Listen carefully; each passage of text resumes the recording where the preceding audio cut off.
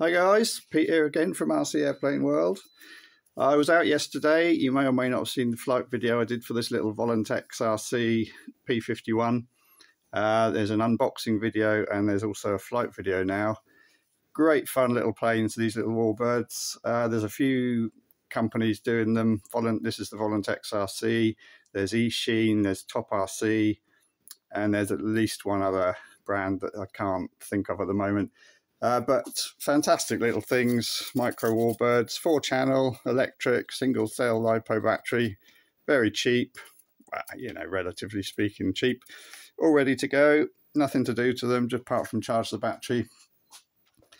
And it just occurred to me that some of you, particularly beginners out there, who might pick up one of these or might be lucky enough to get one from a parent or grandparent, they're fitted with an electronic stabilization, and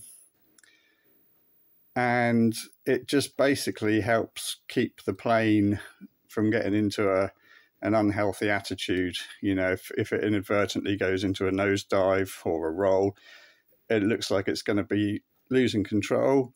The plane will correct itself, and obviously for a beginner, that's a fantastic thing.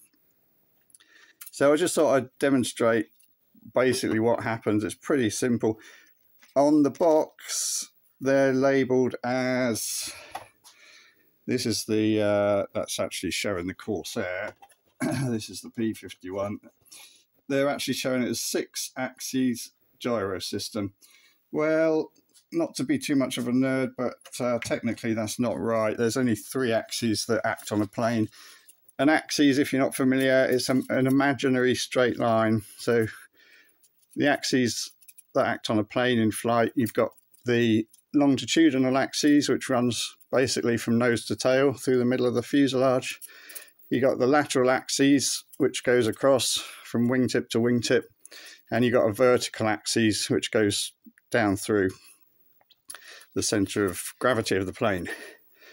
And the longitudinal axis, the plane will roll about the longitudinal axis. The lateral axis, the wingtip to wingtip one, that is the axis that the plane will pitch up and down. And then the vertical axis, the straight down top to bottom, that's the axis about which the plane will yaw. Ailerons for the roll, elevator for the pitch, and rudder for the yaw. So that's 3 axes, not 6 axes, but I guess from a marketing perspective, 6 sounds better than 3, so that's probably why they've done that. They've obviously got the 6 from left and right roll, up and down pitch, left and right yaw. So that's just 6, but technically that's not right. But anyway, that's just me being a nerd, and just to be a bit more accurate on that information, so you know. But yeah, basically what happens, I'll just demonstrate it on the ailerons, because the elevator and rudder is not too easy for the phone to pick up. It doesn't show too well.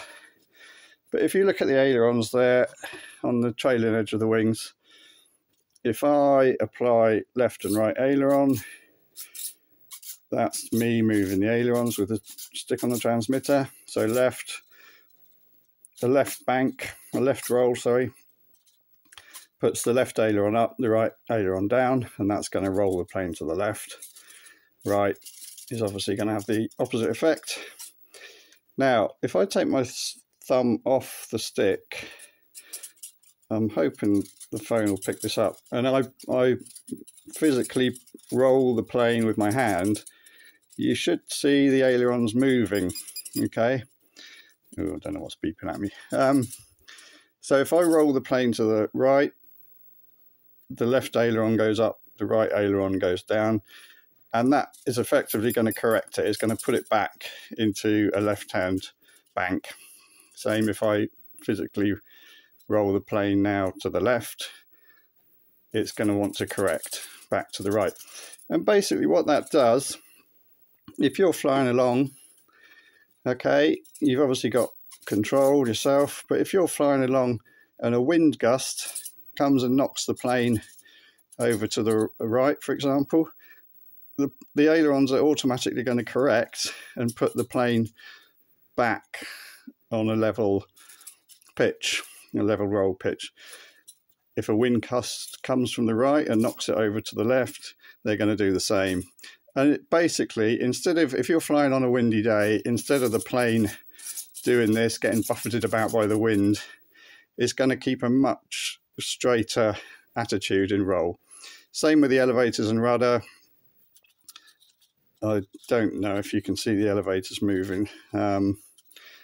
That's me moving them. And then that's the stabilization moving them. A lot more subtle on the elevator.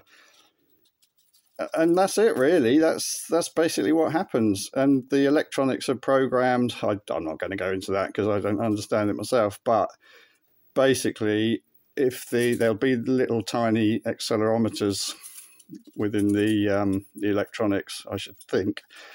And when they sense the plane doing that, but the signal hasn't come through the receiver to put the plane into a right-hand roll, then they automatically correct. If a signal comes through the receiver, i.e. it's me doing it, that signal gets ignored by the stabilization because it knows it's come through the receiver. But if the plane goes into a right roll and there's been no signal from the transmitter, then the stabilization kicks in and does its thing to correct.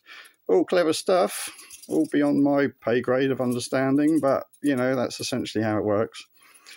And then in terms of adjustment, if you want to call it that, on the transmitter you've got a toggle switch. The first position is the most sensitive, so for total beginners that's where you want to be. That gives the most correction. The middle switch is slightly less sensitive, so it makes the plane a bit more twitchy, but it will also correct it. Third position is completely off, so if you see now, there's no aileron movement there when I'm doing that. To be honest, these things are pretty much unflyable without the stabilization. I've had a go. I've got a top RC Spitfire with the same system, and they're just too twitchy. The control surface movement is too abrupt. There's no way of adjusting them in terms of exponential or anything like that. So they are, I mean, they're fun. Certainly try it for a few seconds, turn the stabilization off, and you'll see what I mean. You'll very quickly be switching it back on. It's a shame because it means you can't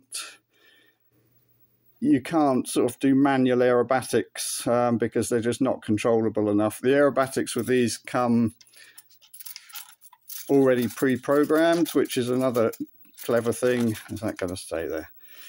No! Oh dear. Bit of a crash landing there. The aerobatics come pre-programmed, which again, above my pay grade. But basically you press, if you wanted to do a roll, the two options are roll and loop. You press the button, and when it's beeping, deflect the aileron stick and the plane will do a roll. And similarly, press the button and pull the elevator back and it'll do a loop. I did do the roll yesterday on the flight video. I didn't do the loop. But yeah, there you go. So the aerobatics are pre-programmed.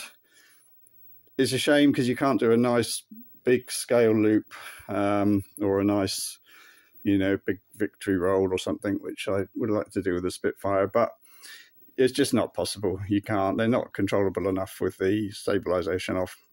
And with the stabilization on in either position, the plane won't let you do it. It corrects itself before it gets into that attitude, the beginnings of a loop or a roll. So there you go. So yeah, I just thought I'd clear that one up for you. If you're completely new to this and gyro stabilization, axis stabilization, whatever you want to call it, is completely new and alien to you, hopefully this little vid will have cleared that up. But yeah, again, great little planes, fantastic fun for not a lot of money. And if you've got any interest in radio control flying, any interest in flying a Warbird, just pick yourself up one of these and have a lot of fun with it. Okay, guys, thanks for watching. Cheers.